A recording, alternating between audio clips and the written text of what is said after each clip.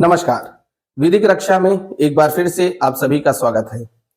आज के वीडियो में हम एक ऐसा टॉपिक लेने जा रहे हैं जो बहुत ही इंपॉर्टेंट है। आज के वीडियो में हम बात करने जा रहे हैं कैविएट के बारे में। कैविएट शब्द आपने जरूर सुना होगा। आज हम उसके बारे में फुल डिटेल डिस्कस करेंगे। तो सबसे पहले मैं आपको बता दूं कि कैविएट का जो प्रावधान है वो सीपीसी के सेक्शन 148A में दिया हुआ है। सीपीसी का section 148A right to lodge a caveat है। Right to lodge a caveat में टोटल 5 सब सेक्शंस दिए गए हैं, या उसको सब क्लॉज भी बोल सकते हैं आप। तो इन्हीं 5 सब क्लॉज के बारे में अब हम चर्चा करेंगे। तो चलिए इस वीडियो की शुरुआत करते हैं। Section 148A right to lodge a caveat, इसके सब सेक्शन 1 में दिया गया है कि अगर आपको ऐसा उम्मीद है, अगर आपको लगता है कि कोई व्यक्ति है जो आपके राइट्स के अगेंस्ट या आपके खिलाफ कोई मुकदमा दायर कर सकता है, या कोई एप्लीकेशन फाइल कर सकता है, या कोई एप्लीकेशन फाइल हो चुकी है, तो ऐसी परिस्थिति में अगर आप चाहते हैं कि उस मुकदमे में या उस एप्लीकेशन पर कोर्ट द्वारा एक तरफा सुनवाई करते हुए कोई एक तरफा ऑर्डर ना हो जाए, तो ऐसे ऑर्डर्स को रोकने के लिए कैविएट दायर की जाती है। कैविएट दायर करने का काम वो व्यक्ति कर सकता है जो उस सब्जेक्ट मैटर पे राइट रखता हो और कोर्ट के सामने उपस्थित होने का जिसके पास राइट होगा, वो व्यक्ति कैविएट फाइल कर सकता है। कैविएट का मतलब ही यही होता है कि जब कोई भी व्यक्ति जब कैविएट फाइल कर देगा तो उसको भी सुनवाई का अधिकार मिलेगा। यानी कि अगर कोई भी एप्लीकेशन फाइल होती है तो उस व्यक्ति को पहले सूचना दी जाएगी, उसको सुनवाई का अवसर दिया जाएगा, उसकी भी बात सुनी जाएगी, उसके बाद ही उस मुकदमे में या उस एप्लीकेशन पर कोई भी डिसीजन कोर्ट देगी। तो ये था पहला पॉइंट।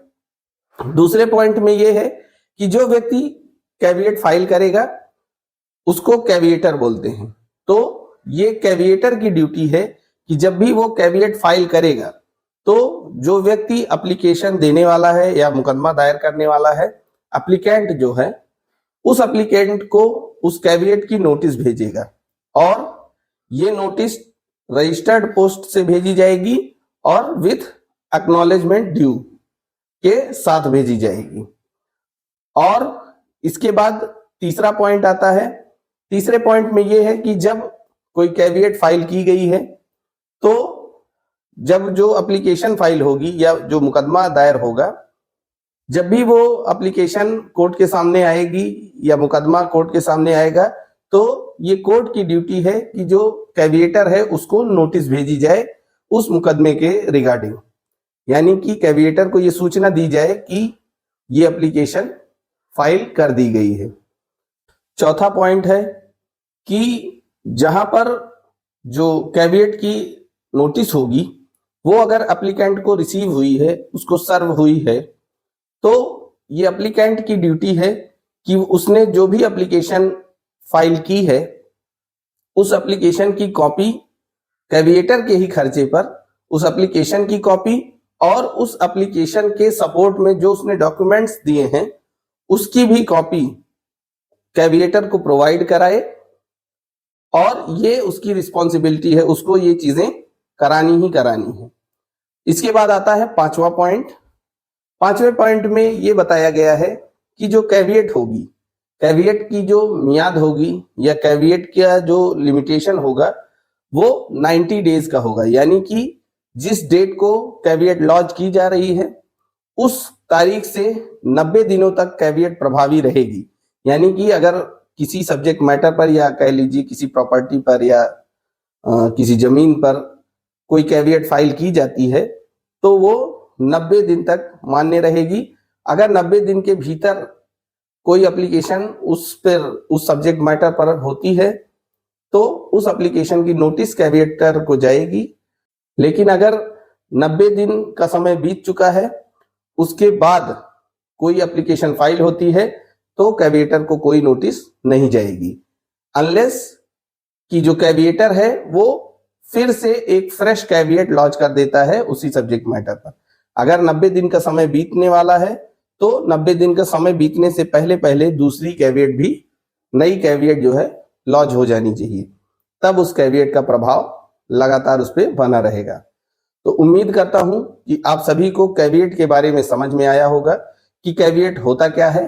सिंपल आसान शब्दों में अगर हम आपको बताएं तो जैसे आपने सिविल केसेस में सुना होगा, बहुत ही चर्चित है कि स्टे मिल जाता है लोगों को, तो आसान शब्दों में कहें तो उसी स्टे को रोकने के लिए कैविएट फाइल की जाती है, क्योंकि जो स्टे ऑर्डर होता है वो इंटरिम ऑर्डर होता है और इंटरिम ऑर्डर जब पास किया जाता है तो उसमें मोस्टली क्या होता है कि जिस दिन मुकदमा दायर किया जाता है उसी दिन वो ऑर्डर पास होता है और उस समय पे सिर्फ एक ही पार्टी वहां पे कोर्ट में मौजूद होती है, यानी कि जो वादी होता है मुकदमा दायर करने वाला वही वहां पे उपस्थित होता है। जो प्रतिवादी होता है जिसके खिलाफ मुकदमा दायर किया जाता है वो वहां पर उपस्थित नहीं हो पाता है, क्योंकि आप पता नहीं कर सकते हैं कि आपका जो विपक्षी है वो कब आपके खिलाफ मुकदमा दायर करने जाएगा।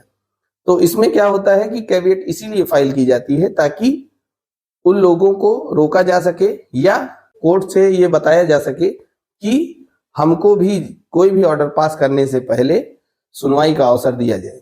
तो यही होता है कैविएट की हम कोर्ट से ये प्रार्थना करते हैं कि जब भी कोई एप्लीकेशन या मुकदमा हमारे खिलाफ दायर हो तो उसकी नोटिस हमको मिल जाए।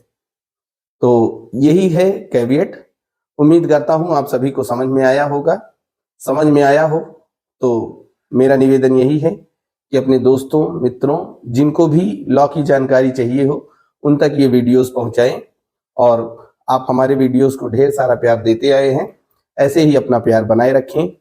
मिलते हैं आप सभी से अगले वीडियो में, तब तक के लिए नमस्कार।